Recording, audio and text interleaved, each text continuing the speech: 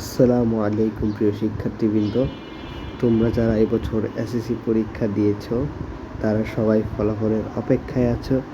কবে প্রকাশিত হবে ফলাফল, কবে প্রকাশিত হবে ফলাফল।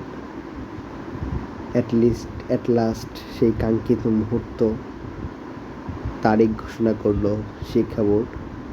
ঢাকা শিক্ষা বোর্ড জানিয়েছে এসএসসি ও সমমান পরীক্ষার ফলাফল আগামী বৃহস্পতিবার 10 জুলাই দুপুর 2টায় প্রকাশ করা হবে।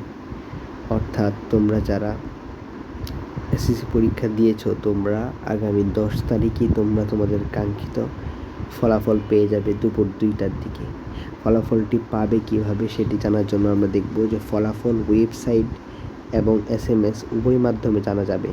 অর্থাৎ তোমরা তোমাদের জাতীয় ন্যাশনাল শিক্ষা বোর্ড, যেটা জাতীয় শিক্ষা বোর্ড থেকেও তোমরা ঢুকে দেখতে পারবে লগ ইন করে, এবং এছাড়া তোমরা SMS এর মাধ্যমেও জানতে পারবে।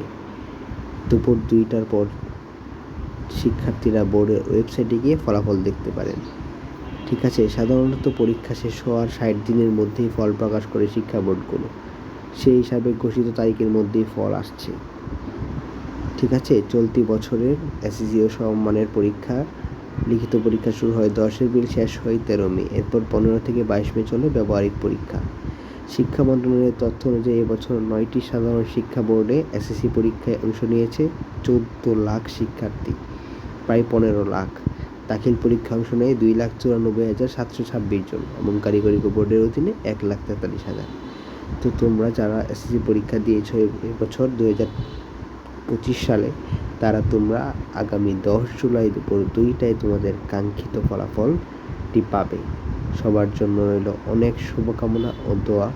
মাহমুদ এডুকেশন চ্যানেল পক্ষ থেকে তোমাদের সবার জন্য আন্তরিক ভালোবাসা। চ্যানেলটিকে ভালো লাগলে থাকলে তোমরা সাবস্ক্রাইব করে ভিডিওটিতে লাইক করে দিও। ধন্যবাদ।